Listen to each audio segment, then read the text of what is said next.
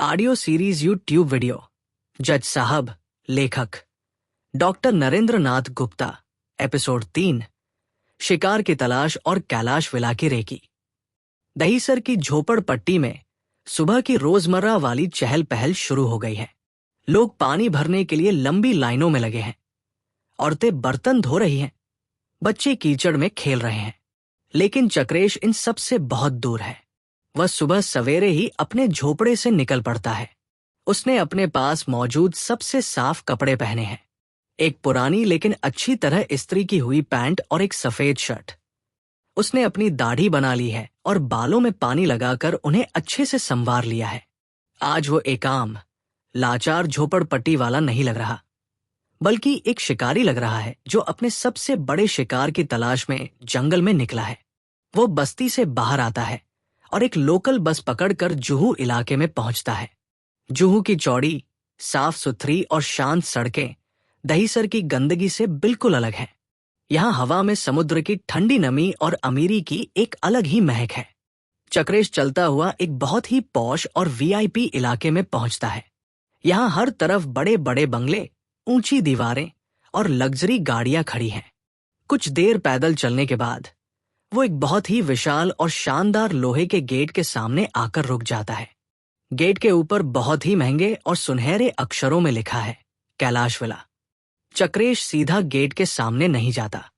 वह सड़क के दूसरी तरफ एक छोटी सी चाय की टपरी के पास जाकर खड़ा हो जाता है।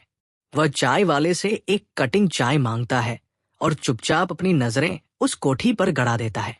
कोठी सच में किसी राजा के महल से कम नहीं है। सफेद इटालियन संगमरमर से बनी ये 3 मंजिला इमारत है, जिसके चारों तरफ हरे भरे बहुत ही करीने से कटे हुए बगीचे हैं। कई महंगी गाड़ियां कोठी के अंदर और बाहर जा रही हैं। आज जुड़वा बच्चों का जन्मदिन है, इसलिए सुबह से ही कोठी को विदेशी फूलों और रंग बिरंगी लाइटों से सजाया जा रहा है। नौकर चाकर इधर से उधर दौड़ रहे हैं। चक्रेश अपनी चाय का घूंट भरता है। वो चाय का स्वाद नहीं ले रहा है, वो कोठी के हर दरवाजे, हर खिड़की, हर दीवार की ऊंचाई और हर सुरक्षा कैमरे को बहुत ध्यान से अपने दिमाग में दर्ज कर रहा है। चक्रेश मन ही मन सोचता है, सुरक्षा बहुत कड़ी है।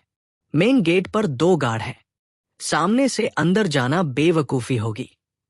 लेकिन मैंने किताबों में पढ़ा है कि हर मजबूत किले में, हर बड़े महल में कोई ना कोई चोर रास्ता जरूर होता है, और वो रास्ता मुझे ढूंढना ही होगा। तभी गेट से एक बड़ी सी चमचमाती हुई काली रंग की कंटेसा कार बाहर निकलती है। कार के पीछे वाली सीट पर एक आदमी बैठा है। वह कैलाश सेठिया है। उसका चेहरा बिल्कुल वैसा ही है जैसा चक्रेश ने कल रात अखबार में देखा था। कैलाश फोन पर किसी से बहुत ही गंभीर होकर बात कर रहा है। उसके चेहरे पर एक बहुत ही व्यस्त और ताकतवर आदमी के भाव हैं। गाड़ी तेजी से सड़क पर आगे बढ़ जाती है। चक्रेश की नजरें उस काली कंटेसा कार का तब तक पीछा करती हैं जब तक वो आंखों से पूरी तरह ओझल नहीं हो जाती। चक्रेश चाय का खाली गिलास रखते हुए धीरे से बड़बड़ाता है, देख लिया तुझे कैलाश सेठिया, तू बहुत बड़ा आदमी है। बहुत गुरूर है तुझे अपनी इस सफलता पर। लेकिन कहते हैं ना, आदमी जितनी ज्यादा ऊंचाई पर होता है, उसके गिरने की आवाज भी उतनी ही तेज होती है। आज तू अपने ऑफिस जा रहा है, शाम को आकर अपने बच्चों का जन्मदिन मनाएगा, खुशियां मनाएगा। लेकिन कुछ ही दिनों में मैं तेरी इस सारी खुशी को, इस कोठी को राख के ढेर में बदल दूंगा। चक्रेश वहां से हटता है और कोठी के मेन गेट से दूर उसके पिछले हिस्से की तरफ जाता है। वहां एक बहुत ऊंची दीवार है जिस पर सुरक्षा के लिए कांच के नुकीले टुकड़े लगे हुए हैं। दीवार के उस पार कोठी का पिछला बगीचा और नौकरों के रहने वाले छोटे क्वार्टर हैं। चक्रेश दीवार के पास एक बड़े से पेड़ के पीछे छुप कर खड़ा हो जाता है। वह वहां से कोठी के अंदर काम करने वाले लोगों को बहुत ध्यान से देख रहा है। वह ये जानना चाहता है कि घर में कितने लोग रहते हैं, कितने नौकर हैं, उनका रूटीन क्या है और इस घर की सबसे कमजोर कड़ी कौन सी है। अंदर बगीचे में एक बूढ़ा आदमी, जो शायद कोठी का सबसे पुराना नौकर है, पौधों को पानी दे रहा है। ये सुमेर सिंह है। चक्रेश उसे बहुत ध्यान से देखता है। वह सुमेर सिंह के चेहरे की थकान और उसके काम करने के तरीके को नोट करता है। चक्रेश खुद से कहता है, घर के अंदर घुसने के लिए अंदर के किसी आदमी का साथ होना बहुत जरूरी है। कोई ऐसा जो पैसों का लालची हो, जिसे अपनी हैसियत से नफरत हो, या जिससे कोई राज उगलवाया जा सके। ये बूढ़ा काम आ सकता है, पर अभी नहीं।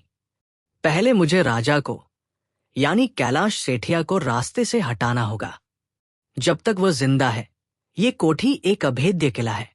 उसके मरते ही इस कोठी की ये मजबूत दीवारें अपने आप कमजोर पड़ जाएंगी। और तब मैं अंदर आऊंगा।